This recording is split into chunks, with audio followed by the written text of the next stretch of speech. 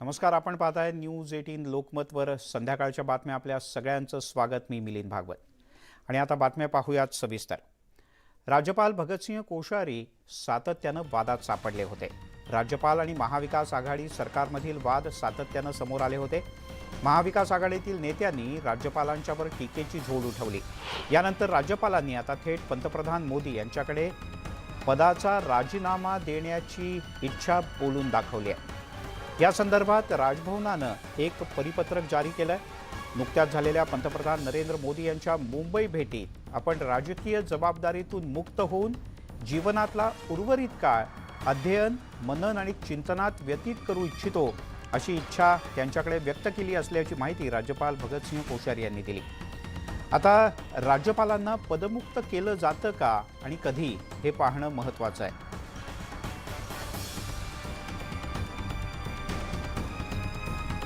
मुळे राज्यपालांनी अखेर स्वतःहून पदमुक्त होण्याची इच्छा व्यक्त केलेली आहे.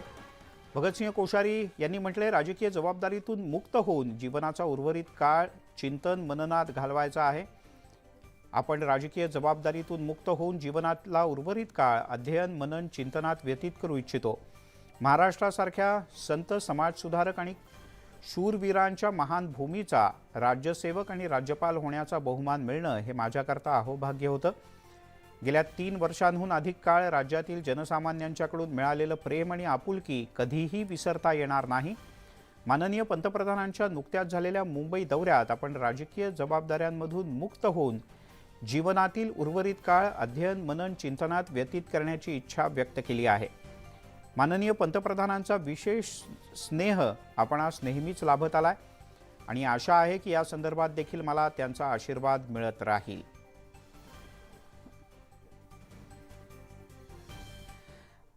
भगतसिंह कोश्यारी यांनी अखेर अशा प्रकारे पदमुक्त होण्याची इच्छा बोलून दाखवली. पण राज्यपालांची पार्श्वभूमी काय आहे, आपण एक धावती नजर टाकूयात. या निमित्तानं भगतसिंह कोश्यारी हे मूळचे उत्तराखंडचे आहेत. अनेक वर्ष संघाचं काम केल्यानंतर भाजपचं बराच काळ त्यांनी काम केलं. 2001 ते 2007 ते उत्तराखंडचे मुख्यमंत्री राहिले. यानंतर काही काळ त्यांनी विरोधी पक्षनेते म्हणूनही काम केलं. 2008 ते 2014 ते राज्यसभेत खासदार होते. 31 ऑगस्ट 2019 पासून राज्याचे राज्यपाल म्हणून त्यांनी पदभार स्वीकारला. या कार्यकाळात महाविकास आघाडीशी त्यांचा अनेकदा संघर्ष झाला. अगदी आमदार, राज्यपाल नियुक्त आमदार यांच्यापासून ते अनेक निर्णय हे त्यांचे गाजले. मराठीतलं भाषण किंवा वेगवेगळ्या विषयात तत्कालीन मुख्यमंत्री उद्धव ठाकरे यांना दिलेले सल्ले, घेतलेली वेगवेगळी भूमिका, भाषणं, या सगळ्यामुळे भगतसिंह कोश्यारी हे कायमच चर्चेत राहिले. राज्यपाल आणि महाविकास आघाडीच्या सरकारमध्ये अनेकदा संघर्षाचे मुद्दे उपस्थित झाले.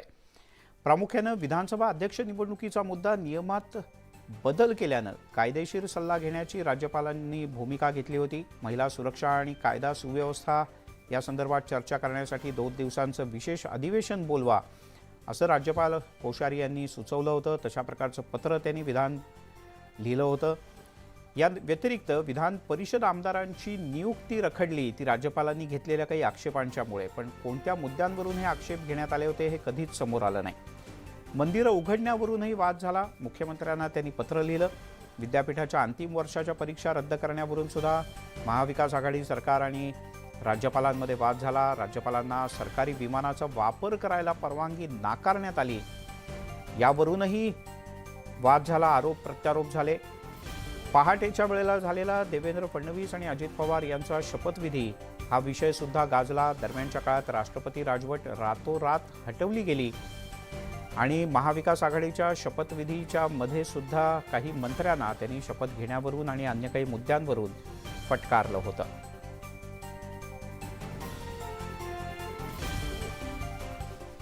काही माहिती नाही आहे आणि जर असं असलंही तरी त्यांचा तो व्यक्तिगत प्रश्न आहे. त्या प्रश्नात मी बोलणं काही योग्य नाही आहे. आपण त्यांचं पत्र वाचलं असेल. त्यांनी प्रधानमंत्री नरेंद्र मोदीजींना पत्र लिहिलेलं आहे.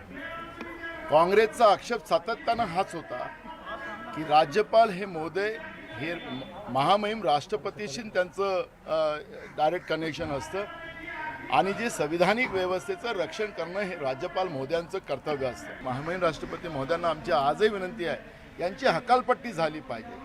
त्यांच्या स्वेच्छेनं इथून जाऊ देऊ नका, त्यांची हकालपट्टी करून हाकला.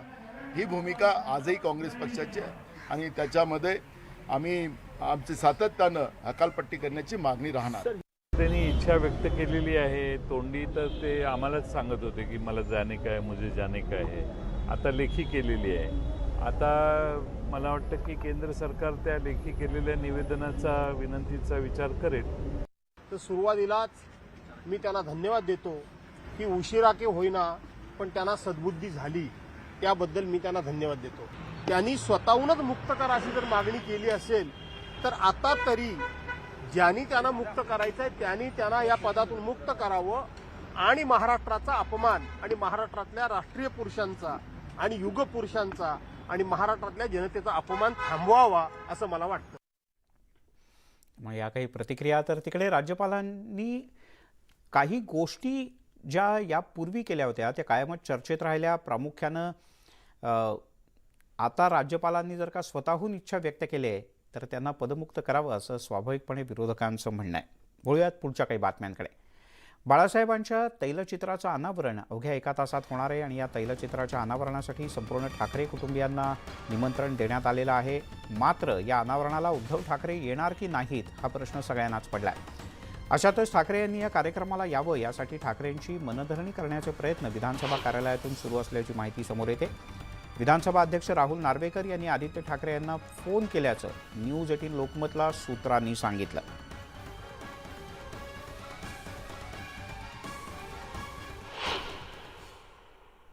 जो माणूस देशाचा पंतप्रधान नाही, राष्ट्रपती नाही, कोणत्याही शासकीय पदावर नाही, आज त्यांचं सुद्धा तैलचित्र त्यांच्या विचारांना, त्यांच्या सुपुत्राला विरोध करणाऱ्या लोकांना लावावा लागतोय. याचा अर्थ की हा हिंदू हृदय सम्राट शिवसेना प्रमुख मान्य बाळासाहेब ठाकरे यांच्या व्यक्तिमत्वाचा, यांच्या विचारांचा, त्यांनी घेतलेल्या भूमिकांचा हा खूप मोठा सन्मान आहे आणि विजय असं मी मानतो. मला काय करायचं, उद्धव राहणार नसेल तर माझं काय आहे? राहणार नाही आणि तो न राहण्याने का असं बिघडणार आहे का? काय तैलचित्र लावायचं ठेवणार आहेत? कोणी न येणे नको ते नाव कशाला घेता? काय अस्तित्वच नाहीये महाराष्ट्राच्या राजकारणात त्या माणसाचं. त्यामुळे हे आरोप प्रत्यारोप आणि असं राजकारण तर सुरूच राहणार. पण थोड्याच वेळात या कार्यक्रमाला सुरुवात होणार आहे आणि हा कार्यक्रम तुम्ही न्यूज 18 लोकमतवर लाईव्ह पाहणार आहात. आगामी मुंबई महानगरपालिका निवडणुकांच्या पार्श्वभूमीवर शिवशक्ती आणि भीमशक्ती युतीचा एक नवीन पॅटर्न अस्तित्वात आला आहे. याबद्दल उद्धव ठाकरे आणि वंचित बहुजन आघाडीचे नेते प्रकाश आंबेडकर यांनी एकत्रितपणे याची औपचारिक घोषणा केली. अजून कुणी किती आणि कुठल्या जागा लढवायच्या हे ठरवण्याची वेळ आलेली नाही. वेळ आल्यानंतर जागा लढवण्याचा निर्णय होईल असं उत्तर उद्धव ठाकरे यांनी दिलं. पण निवडणुकीतल्या जागा वाटपासंदर्भात सुद्धा आपण सगळे सकारात्मक असल्याचं त्यांनी म्हटलंय. लवकरच निवडणुका घ्या असं आव्हान उद्धव ठाकरे यांनी सरकारला दिलंय. याशिवाय शिवसेना आणि वंचितची युती काँग्रेस आणि राष्ट्रवादीला सुद्धा मान्य असल्याचं उद्धव ठाकरे यांनी स्पष्ट केलं.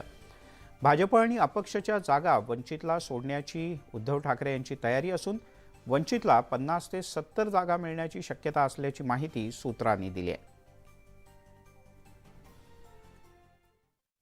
एक वैचारिक प्रदूषणातून देशाला मोकळा श्वास घेण्यासाठी आणि देशातील लोकशाही जिवंत ठेवण्यासाठी घटनेचं महत्व, संविधान हे त्याचं महत्व आणि पावित्र्य आभारित ठेवण्यासाठी म्हणून आम्ही दोघं एकत्र येत आहोत.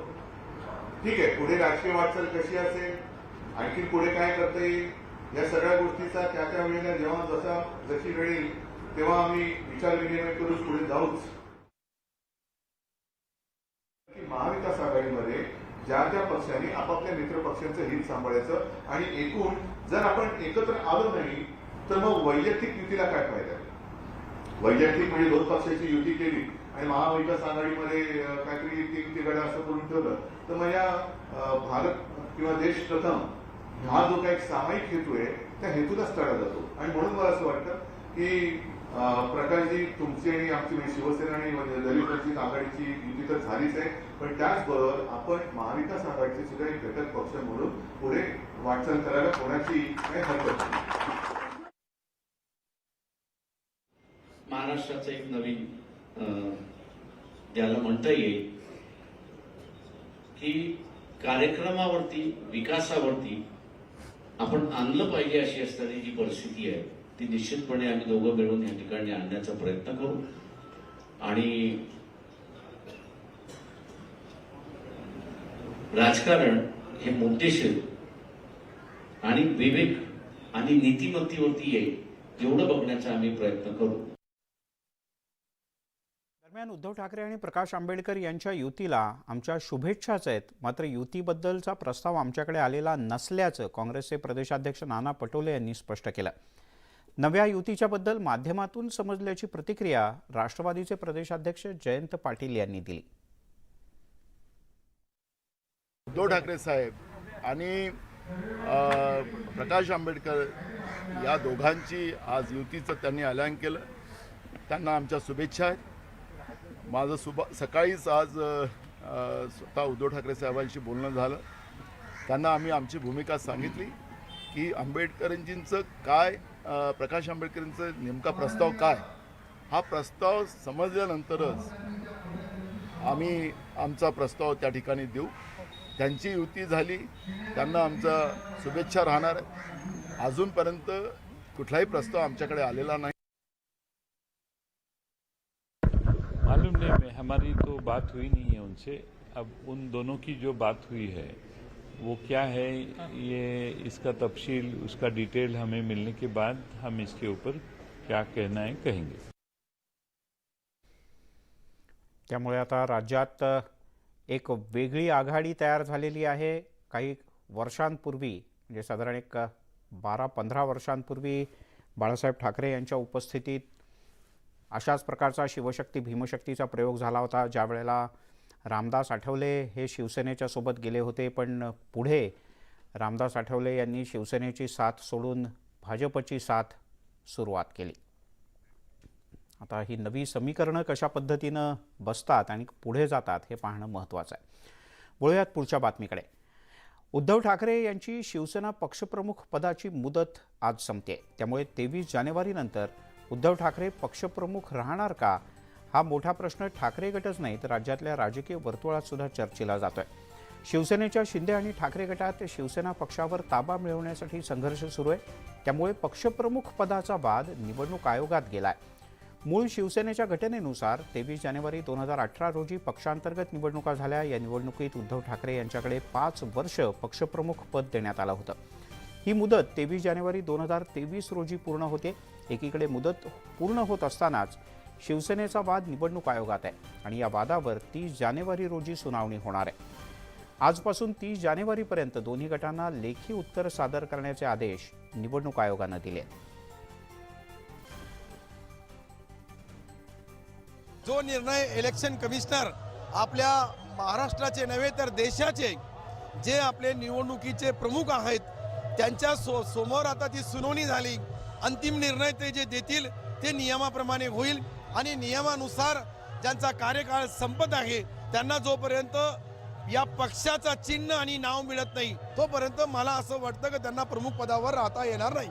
बाळासाहेबांनी स्वतः सुरू केलेला पक्ष आणि अर्थातच त्यांनी त्यांचा उत्तराधिकारी ठरवला होता. त्याच्यामुळे ज्यांना बाळासाहेबांवर प्रेम आहे ते बाळासाहेबांचा निर्णय कसा चॅलेंज करतील. त्याच्या मागे कुठलं तरी षडयंत्र असेल तर किंवा स्वतःचा स्वार्थ असेल तर काय करू शकतो. शिवसेनेचे पक्षप्रमुख आज आहेत, उद्या राहतील आणि यापुढे राहतील. निवडणूक आयोगाच्या काही तांत्रिक गोष्टी असू शकतात, त्याचा आमच्या पक्षावरती, पक्षप्रमुखांच्या पदावरती काही परिणाम होणार नाही. त्यांची निवड पक्षाच्या प्रमुख नेत्यांनी आणि प्रतिनिधींनी केलेली असते. महाराष्ट्राच्या जनतेनं त्यांना स्वीकारले आणि महाराष्ट्राच्या जनतेने केलेली ही निवडणूक असं मी मानतो. त्याच्यामुळे आजही आणि उद्याही आणि त्यानंतर उद्धव ठाकरे हे शिवसेनेचे पक्षप्रमुख आहेत आणि राहतील. भारतीय जनता पक्षाचे प्रदेशाध्यक्ष चंद्रशेखर बावनकुळे यांनी उद्धव ठाकरे यांच्यावर निशाणा साधला. उद्धव ठाकरे आजपासून शिल्लक सेनेचे पक्षप्रमुख असा उल्लेख करता येईल असा टोला त्यांनी लगावला. तसंच जे आपल्या 40 आमदारांना सांभाळू शकले नाहीत ते वंचित सोबतची युती किती दिवस सांभाळतील याबद्दल मला शंका असल्याचं सांगतानाच बावनकुळे यांनी सेनेला चिमटा काढला. खरं तर उद्धव ठाकरे आता निवडणूक आयोगाकडे रजिस्टर नाही अशा पक्षाचे पक्षप्रमुख आहे. आजपासून त्यांचा मला वाटतं आयोगाकडे त्यांची मुदत संपली आहे. शिल्लक सेनेचे पक्षप्रमुख उद्धव ठाकरे असं म्हणता येईल. शिल्लक सेनेचे, कारण आता दुसरं काही तर नाव देता येत नाही. शिल्लक सेनेचे पक्षप्रमुख उद्धव ठाकरे असं म्हणता येईल. बाळासाहेब ठाकरे यांच्या जयंतीच्या निमित्तानं औरंगाबादमध्ये बाळासाहेबांची शिवसेना पक्षाकडून खास अभिवादन कार्यक्रमाचं आयोजन करण्यात आलं. यावेळी बोलताना रोहयो मंत्री सांदीपन भुमरे यांनी ठाकरे पक्षावर जोरदार टीका केली. आम्हीच बाळासाहेबांचे खरे वारस आहोत असं सांगताना औरंगाबादमध्ये ठाकरे गट पूर्णपणे रिकामा होईल असं भाकीत भुमरे यांनी केलं. तसंच चंद्रकांत खैरे यांच्यावरही त्यांनी तोफ टाकली.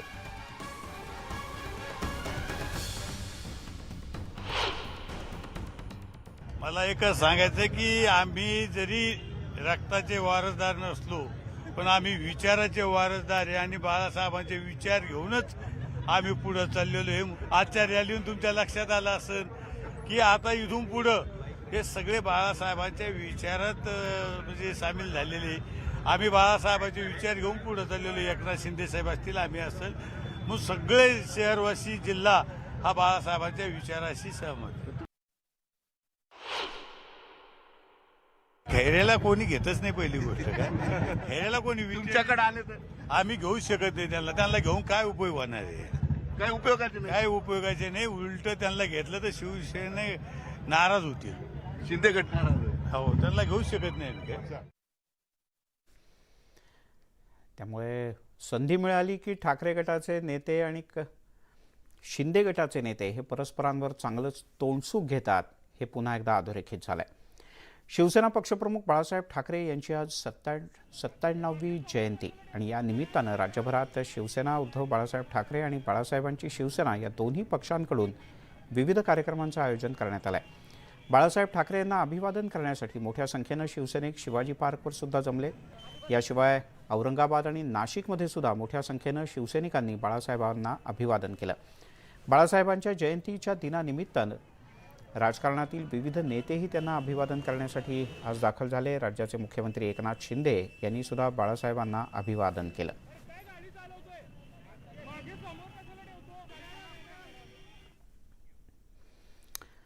वळूयात आणखीन काही बातम्यांकडे. शिवसेना पक्षप्रमुख बाळासाहेब ठाकरे यांच्या जयंतीच्या निमित्ताने मनसेकडून राज ठाकरे यांचा एक व्हिडिओ ट्विट करण्यात आलाय. राज ठाकरे यांनी ज्या वेळेला शिवसेना सोडण्याचा निर्णय घेतला त्यावेळची आठवण करून देणारा हा खास व्हिडिओ आहे. मला आजही ती गोष्ट आठवते की जेव्हा बाळासाहेबांना कळलं की हा काही राहत नाही पक्षात, माझी शेवटची भेट होती. मी आजपर्यंत कधी बोललो नाही तुम्हाला ही गोष्ट, पण निघताना माझ्यावर त्याला मनोरदोषी होते. मनोरदोषी बाहेर गेले रूमच्या, आणि रूमच्या बाहेर गेल्यावरती माननीय बाळासाहेबांनी मला बोलवलं. असे हात पसरले माझ्यासमोर, मला मिठी मारली आणि म्हणाले आता जा. त्यांना समजलं होतं. त्या मुलाखत करताना मला विचारलं की भुजबळांचं बंड, नारायण राणेंचं बंड, शिंदेचं बंड आणि तुमचं बंड. म्हटलं माझं बंड लावू नका त्याच्यात. हे सगळेजण गेले, हे एका पक्षात गेले आणि सत्तेत गेले. या तुमच्या राज ठाकरेने स्वर्गीय माननीय बाळासाहेबांना भेटून त्यांना सांगून मी बाहेर पडलेलो आहे.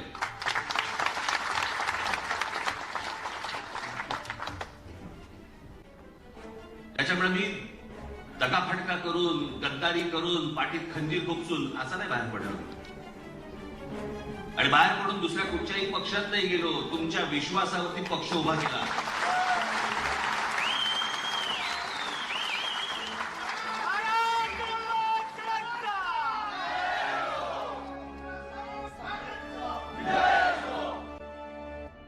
आपण पाहताय संध्याकाळच्या बातम्या आणि आता काही महत्त्वाच्या बातम्या. देशाचा 74वा प्रजासत्ताक दिन साजरा होत आहे आणि या पार्श्वभूमीवर दिल्लीमध्ये कर्तव्य पथावर सध्या कडाक्याच्या थंडीमध्ये प्रजासत्ताक दिनाची रंगीत तालीम आज पार पडली. भारतीय लष्कर, राष्ट्रपतींचे अंगरक्षक आणि भारतीय नौदलाच्या जवानांनी शानदार पथसंचलन केलं. केंद्रीय राखीव पोलीस दलाच्या महिला तुकडीनं कर्तव्य पथावर प्रजासत्ताक दिनाच्या परेडची तालीम दरम्यान अतिशय जबरदस्त दर्शन घडवलं. यंदाच्या परेडमध्ये इजिप्शियन सैनिकांचं पथक सुद्धा या परेडमध्ये संचलन करताना पाहायला मिळणार आहे. आपण रणगाडे, क्षेपणास्त्र, अश्वदल यासह विविध पथकं या रंगीत तालीम कार्यक्रमात सहभागी झालेली पाहतो आहोत. यासोबत या बुलेटिनमध्ये इथेच थांबूया. ताज्या बातम्यांसह न्यूज 18 लोकमतवर सुरूच राहील.